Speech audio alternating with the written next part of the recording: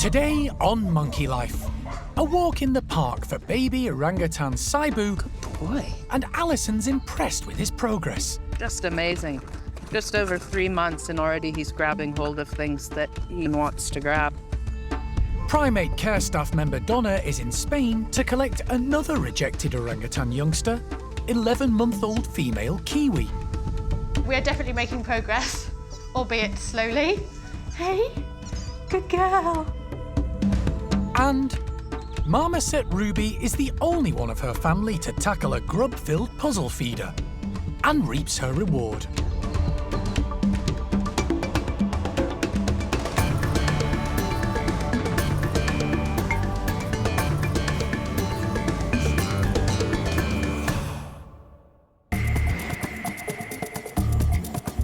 Monkey World in Dorset, buried deep in the English countryside, is the largest sanctuary of its kind on the planet. The team, led by Dr. Alison Cronin, rescue and rehabilitate abused and unwanted primates from all over the world. Anything could happen. You really have to have an open mind. The park provides a home for more than 250 primates from 24 different species.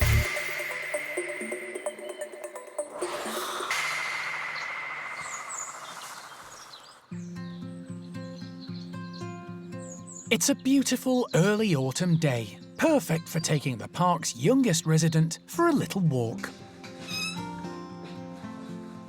Okay, you ready to go? Alison's giving 15-week-old male orangutan Saibu his daily constitutional. She collected the youngster, whose mother was unable to care for him properly, from Dublin Zoo nearly a month ago. He's being hand-reared by Alison and the primate care staff.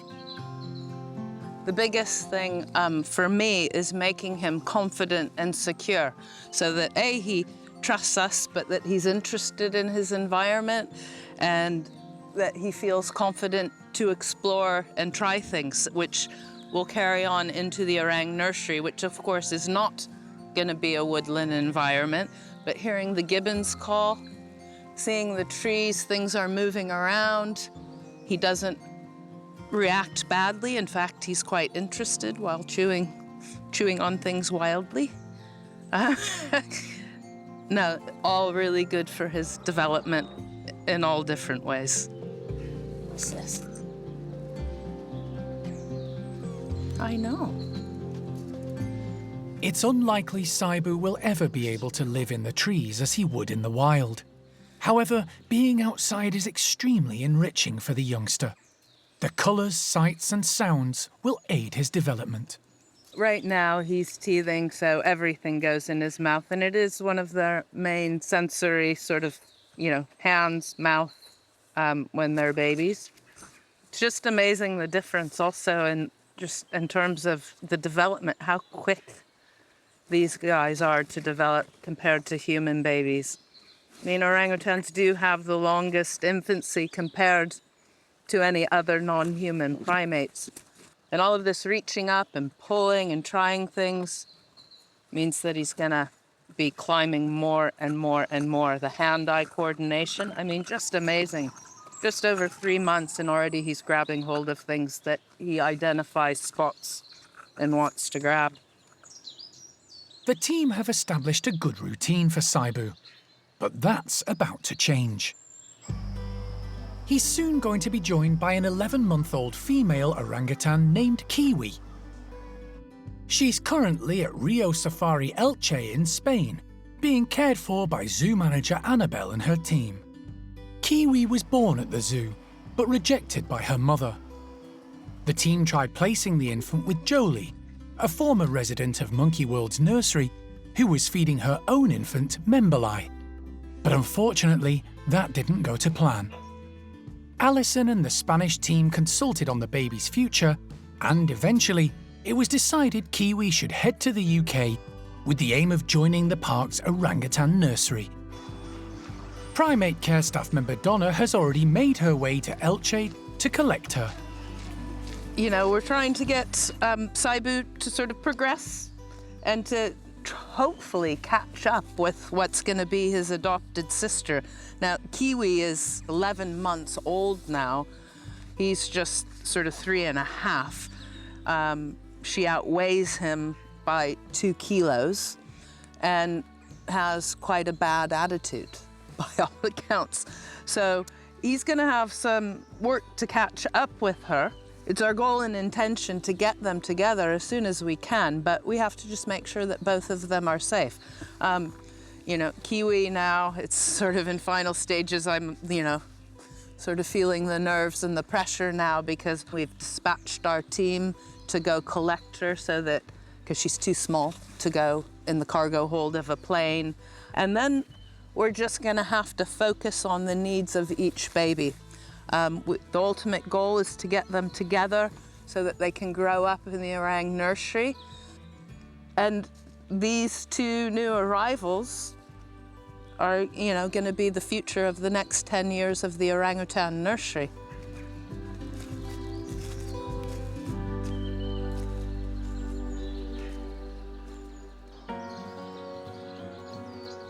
Primates are often highly sociable, and family can play a vital role in their natural habitat. In the wild, marmosets, the park's smallest species, live in extended family groups. However, the only marmoset family at Monkey World is that of Ruby and Oscar. We mostly don't breed our marmosets because we want to keep any space we've got for more rescues that we might need to take in. But Ruby had accidental babies and we ended up with a family of 6. Ruby is very much the dominant person in this family. She's the matriarch, she keeps everybody in line. And then you've got Dad Oscar, who is one of our smallest marmosets, paired with Ruby, who's one of our largest, so they're quite a comical little pairing.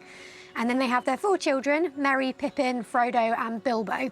So at the moment, Ruby's still very much respected as the dominant person in the group, but we have noticed that Frodo has got a bit of what we call main character syndrome. He thinks it's all about him at the moment, and he deserves all of the best treats, all of the best food. So I wouldn't be surprised to see him being a little bit dominant over the feeder today. He does tend to step up over his brothers and sister. Ruby and Oscar were both rescued from the UK pet trade. Oscar arrived first in 2015, and Ruby 3 years later. She came from a home where she had plenty of space to run around, both indoors and out. Hello, missus. Hey, you. When the little and large pairing were put together at Monkey World, they hit it off, and several years later, 2 sets of unexpected twins arrived. This small group has become a wonderful example of just how important family life is for these primates. Today, Steph is giving them a treat of moria worms, waxworms and locusts. But she isn't making it easy for them. She's putting the insects in cardboard tubes, covering them with straw and suspending the whole lot in a box. The marmosets will have to work for their food. Marmosets are pretty active. A lot of their time in the wild is spent foraging for food. So anything we can do to make their feeding take a little bit longer, get them to work for it, is really good for them. It sort of stimulates their brain, stimulates their bodies. This is hopefully going to get them hanging down, reaching in, trying to grab the insects out of the tubes. So anything like this that helps them keep them fit and healthy and active is a really, really good thing. Everything is set, and Steph opens up. Okay, I'm gonna have a look. Mum Ruby is first out and quickly heads over to the feeder to investigate. She's the heftiest of the family, extremely confident and definitely in charge. And so far, the only one to have spotted the tasty treat.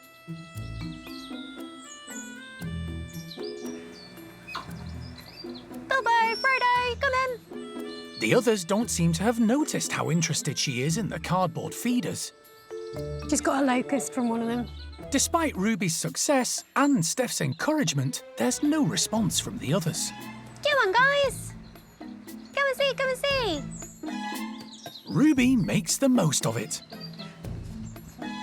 Ruby's having a great time. In the wild, marmosets often forage out of sight of their group. They have a complex series of calls to alert each other to danger and find one another. Studies show they often let their group know if they find a good food source. But Ruby's taking the opposite approach. She's being very quiet, keeping the treats a secret. They're all just sort of sat in the window looking at me like, what? The 4 youngsters and Dad Oscar have chosen to stay in the house or the other outdoor enclosure, while Ruby systematically works her way through the tubes. She's having a wonderful time. It's not quite what Steph was expecting, but the tube feeders have given one marmoset a bit of a workout at least, and encouraged natural foraging behaviour. Maybe the others will work it out later. If Ruby's left anything, that is.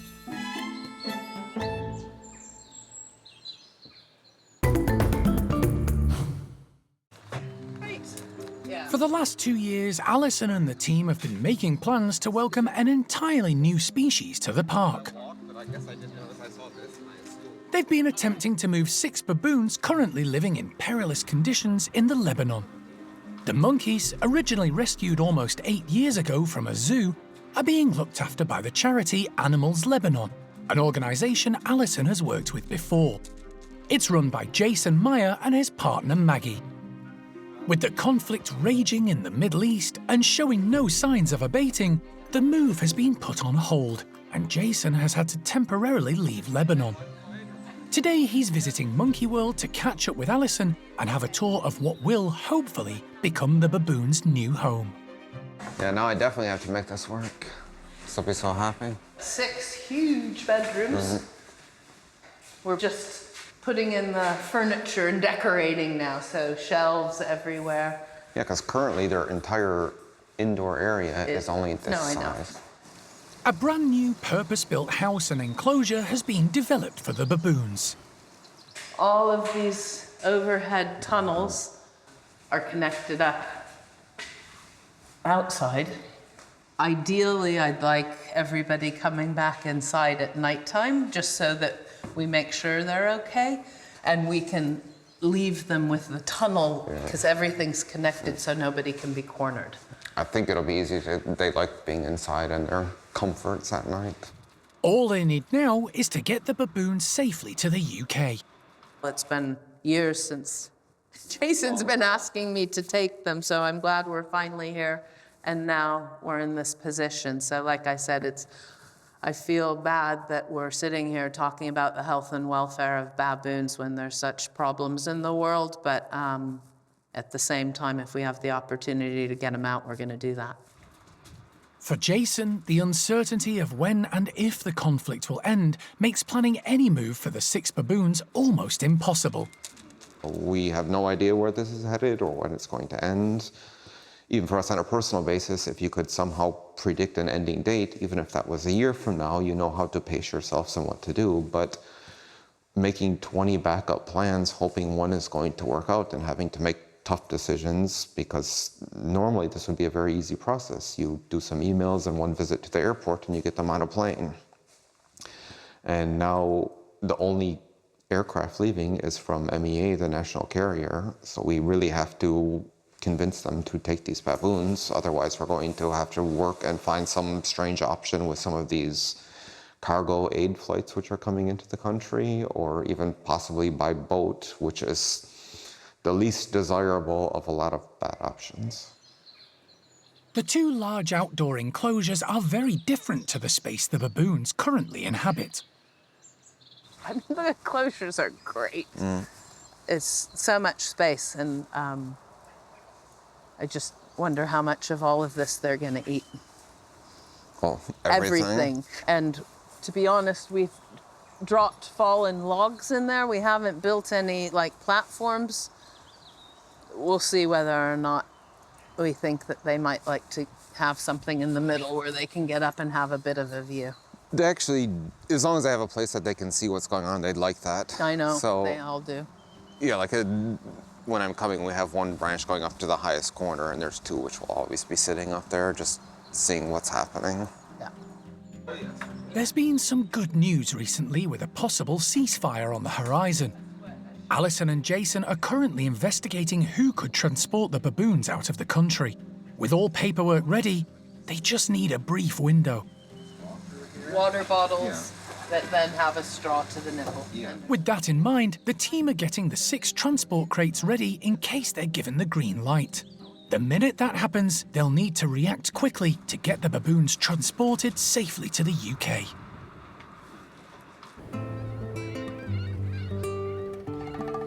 In the tourist hotspot of Spain's Costa Blanca lies Rio Safari Elche, a wildlife park set in 12 acres of palm grove, now a UNESCO World Heritage Site. The park is home to a large variety of birds, reptiles and mammals. Monkey World's primate care staff member Donna has made the journey from Dorset to southeast Spain. She's here to collect an 11-month-old female orangutan named Kiwi, whose mum rejected her at birth. Hey, Donna. Hi, good morning. How are you? Good morning. Good, thank you. She's been hand-reared by zoo manager Annabelle Ibanez and her staff ever since. This trip's been a long time coming, really, and we've known about Kiwi for several months now, but her departure from Rio Safari and therefore arrival at Monkey World has been delayed for various reasons. So we've heard a lot about her, but you don't really get a full appreciation as to what she's like and what her personality is like until you see her. So hopefully over the next few days I can build up that bond with her. Hopefully she'll feel a bit more confident with me and trust me, and that would be really useful on the trip to Monkey World as well, so that it's not all on Annabelle. It looks like a fruit. Monkey World and Rio Safari Elche have had a good working relationship going back many years. 3 of Monkey World's nursery orangutans left Dorset 8 years ago to form a new family in Spain. Sadly, Linga passed away a couple of years ago, but Kai and Jolie have since had an infant named Memberlai and are settled and happy. Kiwi was born to a different pair, Dad Nakal and Mum Inda Tessa. And straight away it became obvious that Inda Tessa was showing very little interest in the infant. She did come once, but she just pulled from the blankets and the baby rolled over to the ground and just took the blanket, went back up to her platform.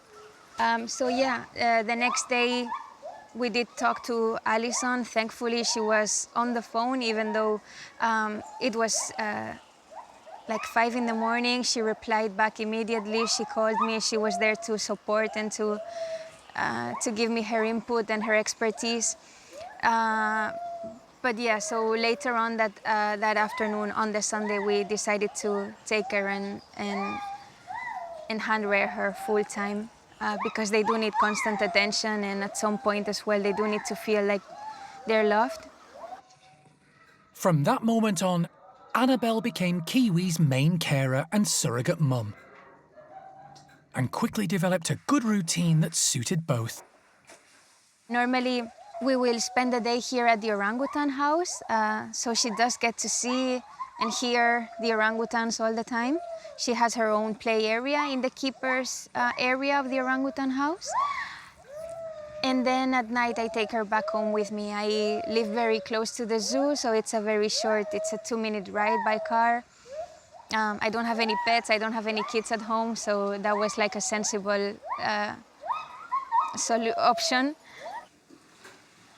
Donna is here for 3 days to get to know Kiwi and gain her trust. Yesterday, she spent her time meeting the infant, but today it's going to be hands-on, which is vitally important. It's not going to be easy. As soon as Annabelle leaves the room, Kiwi starts crying. You okay? We'll be back in a minute.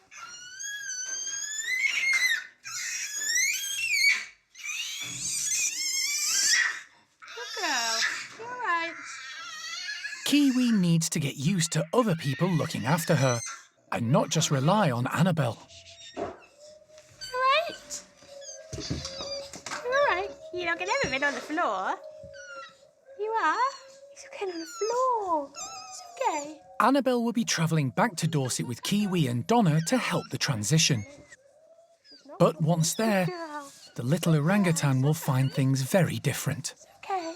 I think the initial transition of Annabelle starting to break away and step back from Kiwi is going to be quite difficult, but they'll always have that bond. But it is a really important thing for us to do. It will be hard for both Annabelle and for Kiwi, but I think, definitely talking to Annabelle, she realises that it is the thing that needs to happen and it's best for Kiwi moving forward.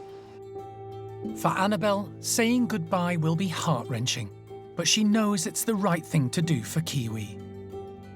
It is emotional for me. It is very difficult not to get attached because it's been 24/7 care for her for a pretty long time. And they're very similar to us, so they also hug you and they... So yeah, it's a very special thing that I'm grateful to have experienced, but at the same time, yeah, it's gonna be hard. It's probably gonna be harder for me than for her. She's gonna be in great hands. So yeah, I'm really happy that this transfer is happening. I'm gonna be able to get my life back as well. Bit stinky. Annabelle has invited Donna back to her home so she can familiarise herself with Kiwi's needs and routine throughout the night. Oh, good girl. Good girl. Oh, we forgot you didn't have a nappy on. I hope you haven't done pee-pees. This is really good. It looks like she's not very happy at all, but that's because she wants to go to Annabelle, which is understandable. We're in Annabelle's house. She's used to being here with Annabelle.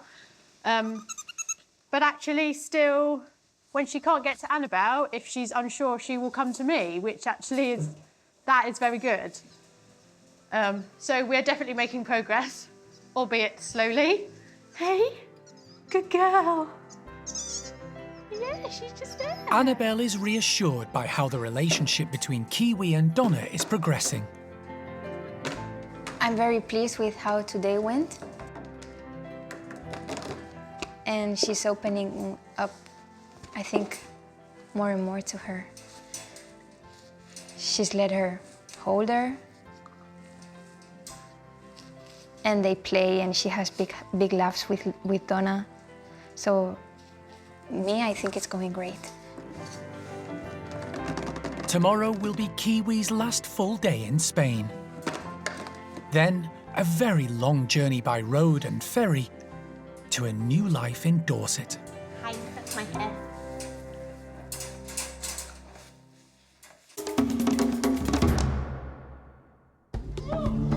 Next time on Monkey Life. Orangutan baby Kiwi makes the journey from Spain to Dorset and meets her new companion, Saibu, but isn't sure what to make of him yet. No, I'm not sure. It's a bit much. And baby number 4 for woolly monkey mum, Ava.